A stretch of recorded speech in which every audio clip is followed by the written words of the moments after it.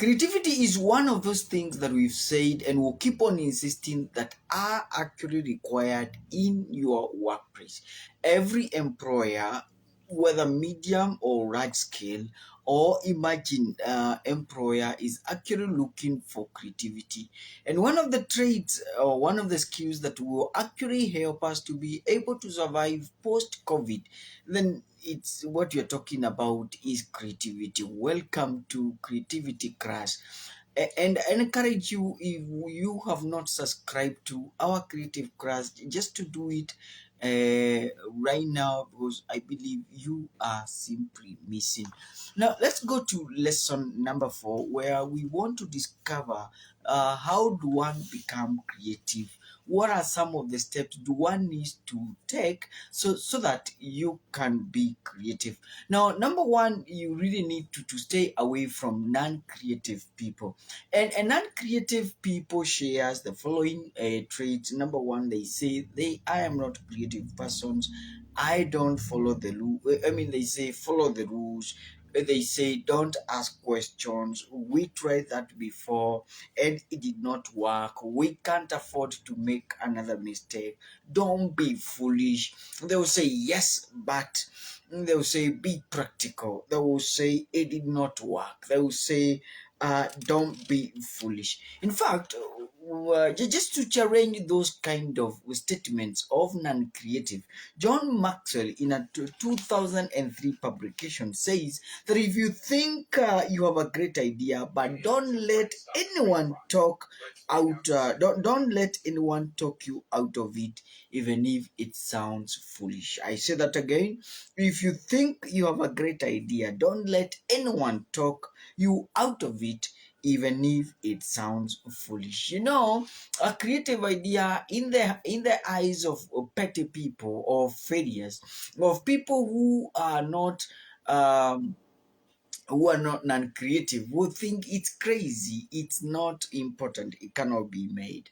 So if you want to be creative, the beginning point then is you stay away from non-creative people. Number two, believe it can be done. There's nothing that actually very important in life than believing it can be done.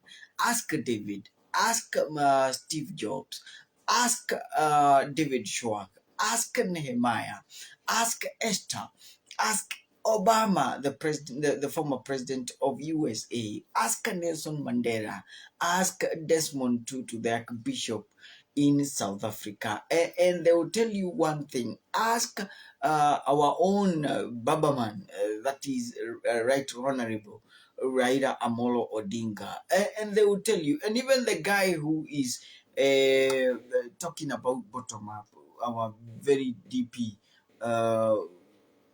Mr. Ruto, they will tell you that when you believe it can be done, then you are halfway through the project. When we believe it can be done, it's like it sets our mind into motion to start looking for ways in which it can be done. That means when you say it can be done, you're simply eliminating the word impossible from your vocabulary, and you're saying you need to eliminate this word because the word it's not possible is a failure word. We want to believe that's why the Babaman in his fifth presidential bid is simply borrowed the tagline Inawezekana, because he has removed that word that it cannot be done.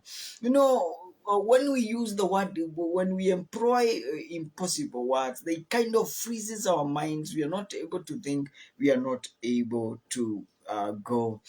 And actually they lead to two things. They lead to defeat and they lead to delay and death, if you like it. So again, believe it can be done.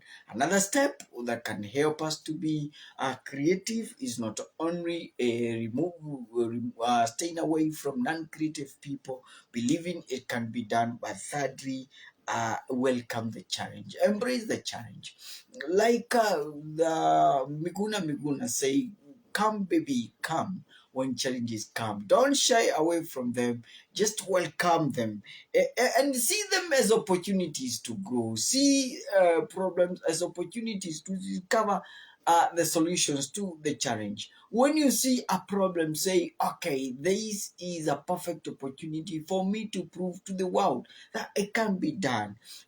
Challenges come labeled, we cannot be conquered. Now, when they come, see them and welcome as opportunities that are going to open doors for you so that you can go to the next level. Tip number 4. Tip number 1, we've said stay away from non-creative people. Tip number 2, we've said believe it can be done. Tip number 3, we said welcome challenge. Tip number 4, ask the right questions. If you need to be creative, then you cannot escape asking questions. And you've said we only get answers to the questions that we ask. And again, we cannot be able to ask right questions until and unless we have first asked stupid questions. That when we understand that these are wrong questions and they are not giving us the questions the answers that we are seeking for. No wonder David, when he gets into the scene, that is First Samuel chapter 17, he begins by asking questions. Who is these Philistines? Who is this uncircumcised guy that he should continue defying the armies of the living God? He asked, what is it that is going to be done to the guy who is going to remove the shame and the disgrace that this guy is posing to the armies of the living God? Allow me to propose to you several questions that every leader needs to be asking. We need to ask 5 set that I really love. Very fond of asking this question. Why must it be? Must it be done this way? Ask again. What happens if we don't do it at all? I'll ask, why is this very important? I will also ask, what is the hardest and most expensive way of doing it? And then, what are the underlying issues? So, tip number 5, become more receptive to new ideas. In other words, don't be closed. Always try to investigate which other ways can we solve this problem? Which other ways can we do it? Which other route, which other book, which other person, which other opportunity, which other person can be able to give us more information? It is very, very important. In other words, be progressive. Don't be somebody who is tied up to routines, to traditions. Be somebody who always is there, who always is researching. Is there a new trend? Is there a new thinking? And uh, when we become progressive, it simply means that we are able to make progressive. And this is how companies are able to improve themselves, because they are always asking themselves, how can we do it? What other ways can we do it? Who is out there who loves our product? Why is it that people don't want to buy our products? And once they get the answers to these questions, they are able to implement that which they need to, they are asking for. And so it's called progressive thinking. Step number 6, be willing to test your ideas by asking questions. Asking questions, yes, tip number 4, but now we are asking, test your ideas by asking questions. When you have an idea, we are saying, let other people help you to smooth and polish that idea. And when you do this, you end up becoming, having a better idea. And when you test an idea, we are simply saying, test it small. Do a pilot test. Don't go wholesale, doing something. Just try to implement it bit by bit, so that at the end of the day, you see whether it is working, and you keep on improving. Tip number 7, stay with creative people. It follows when you stay away from non-creative people, then so that you don't stay in the vacuum or in isolation, then what do? You stay with creative people, because creativity is contagious. These people are going to start, they are going to instigate, they are going to incite in you, they're going to show you ways in which you can be creative in your own life. And maybe tip number 9, Yes, tip number 8 is that write and act on your ideas immediately. You see, once God downloads an idea in you, what we are suggesting and what we are encouraging you to do is to write it down, because most of these ideas that comes to us are actually sometimes we like for me, I get them when I'm bathing. I get them sometimes when I'm walking alone. I get them mostly when I'm in a midst of a meeting, somebody is talking. That's when these creative ideas come. And we are simply saying, once they come, and once God downloads these ideas, get a notebook and write them and act on them immediately. And for a good reason. Because once you do it, and this has been from experience, once you don't do it, now somebody else somewhere out there will be able to implement that idea.